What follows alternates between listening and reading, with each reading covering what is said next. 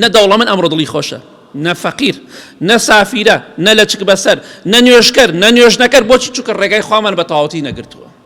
ڕاستەکەی دیندارەکە دڵخۆشترە، بەڵام دیندارەکەش زۆرێکی کاریگەری دینەکە بەسەریەوە نییە. بەداخەوە کاتێک کە دەڕۆیتە ناو ئاهەنگەکان، بۆنەکان، شاییەکان، حەفلەکان، جەژنەکان و مناسەبەکان، بەداخەوە دەبینیت کاریگەری نوێژ و ڕۆژ و عیبادەت و جومعە و جەماعەت و خوتبە و عومرە و حەج بەسەر زۆربەی خەڵکیەوە نییە.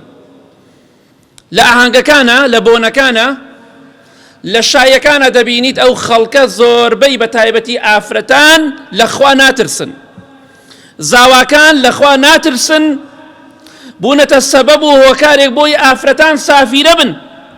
سوێن بەخوای ئەرز و ئاسمان هەر ئافرەتێ بەهۆی تۆوە گوناه و تاوان بکە، زاوە تۆ بەقەت هەمویان گوناحە بۆ نووسرێ بەپێی حەدیث پێغەمبەری خوا صلی الله علیه وسلم.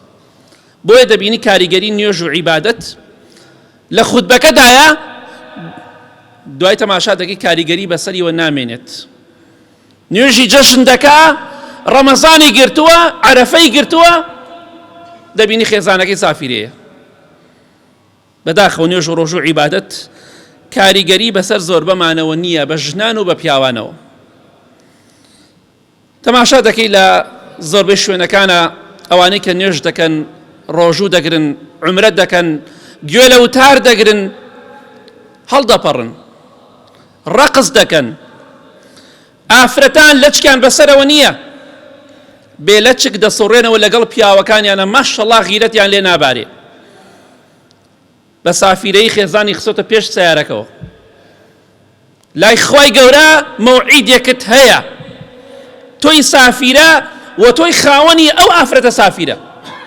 مەوعیدێکتانەیە لای خوای گەورە، لە ڕۆژی قیامەتە محاسەبەت دەکری لەسەر ئەوی کە خێزانەکەت سافیرەیە، کە خێزانەکەت لەچک نادا بەسەریە، کە خێزانەکەت لەخوا ناترسێ. کچەکانتان با بە شەرم و بە حەیاوە شوو بکەن، بووکەکانتان با سافیرە نەبن، لەخوا بترسن، تەقوای خوا بکەن. باشە ئەگەرەوە حاڵی ئافرەتانی ئێمە بێ و پیاوانی ئێمە بێ، لە شایی و بۆنەکان و حەفلەکانە ئەوە حاڵمان بێ، باشە ئێمە چاوەڕێی خۆشی و شادی و بەختەوەری بکەین، یا چاوەڕێی ناخۆشی و نەکبەتی و نەهامەتی و خەم و خەفەت بکەین. ئەوە حاڵمان بێ بە تەمای دڵخۆش بی. کێ دڵی خۆشە ئەمڕۆ؟ کەم کەس دڵی خۆشە. مناڵەکان لە ئێمە خەمبارترن، چونکە ڕێگای خوامان بە تەواوی نەگرتووە. چمکێکیمان گرتووە و سێ چمکیمان بەرداوە. دینداری ئاوا ناکرێ. با لە خوا بترسین، با نوێژ و ڕۆژ و عیبادەت کاریگەری بەسەرمانەوە هەبێ. ئەو کاتە دڵخۆشە بین ئەگەر هەر کەسێک خوا وعدی داوە، هەر کەسێک ڕوو لە خوا نەکا، خوای گەورە ژیانی پڕەکان لە کێشە و مشکیل و خەف و خەفەت.